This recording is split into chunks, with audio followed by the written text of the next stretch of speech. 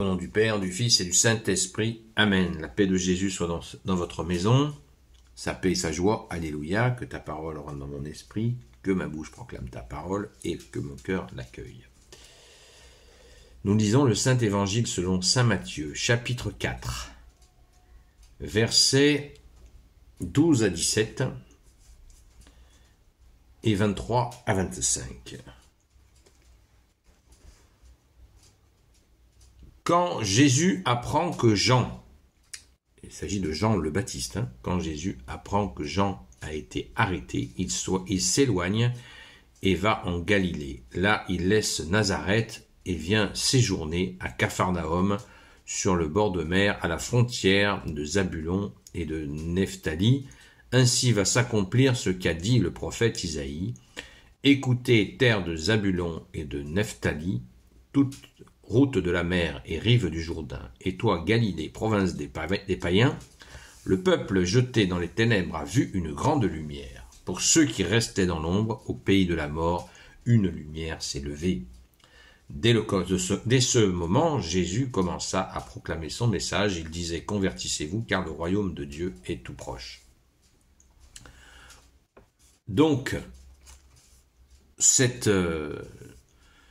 l'arrestation de Jean-Baptiste, Jésus commence donc à marcher, à arpenter pour aller, tout simplement, comme la prophétie d'Isaïe, comme ce qu'a dit Isaïe allait se passer.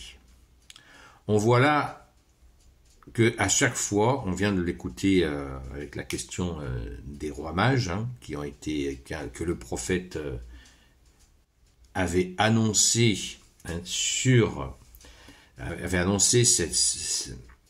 cette ville cette petite ville, ce petit village de Bethléem, qui allait donc être l'endroit où le Messie allait arriver.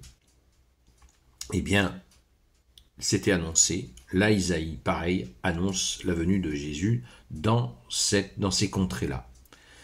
Et on va réécouter la prophétie d'Isaïe. Le peuple jeté dans les ténèbres a vu une grande lumière. Pour ceux qui restaient dans l'ombre, au pays de la mort, une lumière s'est levée.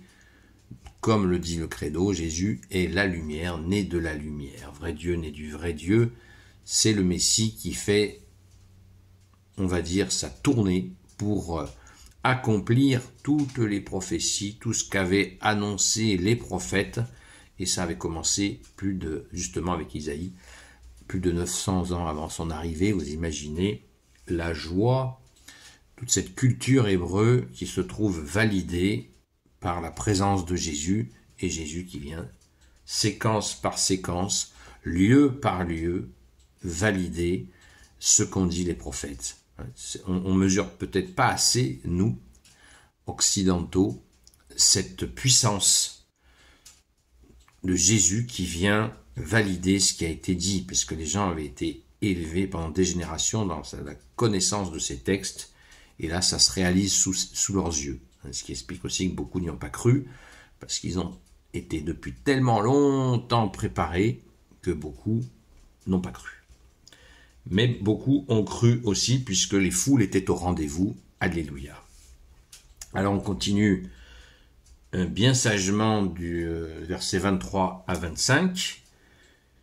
Jésus circulait dans toute la Galilée, il les enseignait dans leur synagogue, il proclamait la bonne nouvelle du royaume et guérissait le peuple de tout mal et de toute maladie. Un mot quand même,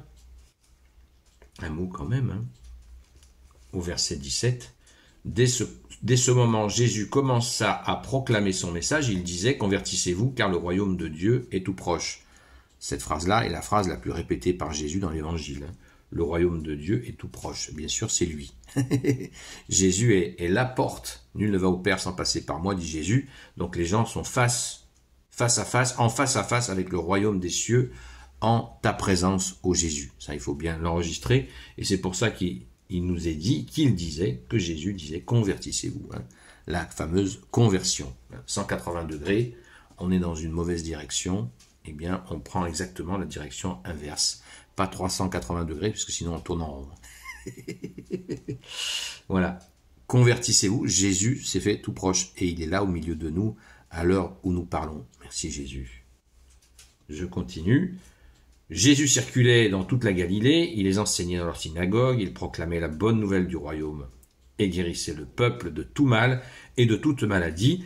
On entendait parler de lui dans toute la province de Syrie, on lui amenait tous ceux qui allaient mal, des gens atteints de douleurs ou de maladies diverses, ou qui avaient un démon, ainsi que des épileptiques et des paralysés. Jésus les guérissait tous. Des foules commencèrent à le suivre. On venait de la Galilée, de la Décapole, de Jérusalem, de Judée et de l'autre rive du Jourdain. C'est exactement ce que je vous ai dit à l'instant.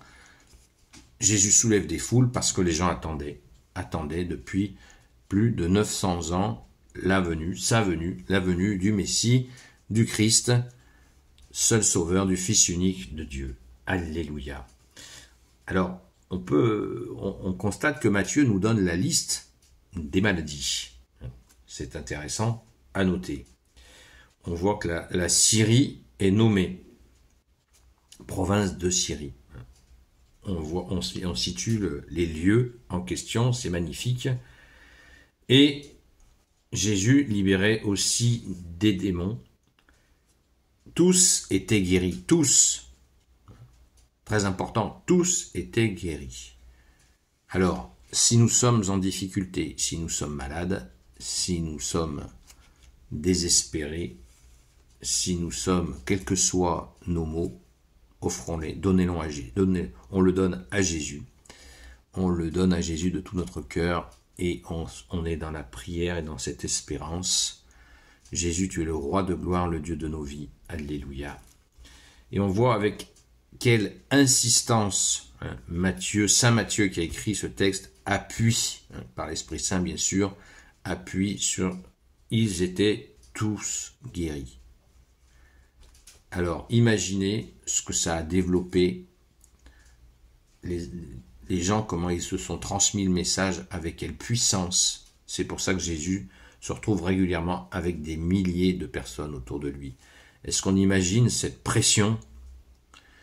C'est juste inimaginable. Merci Jésus d'être le roi de gloire, le Dieu de nos vies. Amen. Gloire soit au Père et au Fils et au Saint-Esprit, maintenant et toujours et pour l'éternité. Amen. Ô Jésus, toi qui peux tout et qui porte tout, toi le Sauveur, toi l'Emmanuel, je te confie toutes celles et ceux qui regarderont cette vidéo, ainsi que leurs proches, selon ta seule volonté, ô Jésus. Sainte Marie, Reine des cieux, toi l'Immaculée Conception, toi qui écrases le serpent, toi qui as la lune sous tes pas, toi notre Mère, Notre-Dame. Saint Joseph, toi le juste et le saint, toi le sage, toi la terreur des démons, toi le saint gardien de la Sainte Église catholique apostolique. Sainte Marie-Madeleine, notre chère Sainte Patronne, et vous, tous les saints et saintes, amis de toi, Jésus. Saint Michel Archange, Saint Gabriel Archange, Saint Raphaël Archange, et vous, tous les anges qui servez Jésus, je vous confie, toutes celles et ceux qui regarderont cette vidéo ou qui l'écouteront, selon ta seule volonté, ô Jésus. Rendez-vous ce soir à 20h sur la chaîne Seul Jésus Sauve sur TikTok, de 20h à 22h, à la grâce de Jésus. À très vite. Et prions pour les personnes pour qui nous avons prié hier soir. S'il vous plaît, continuons les prières. Et ceux de la semaine aussi. À très vite.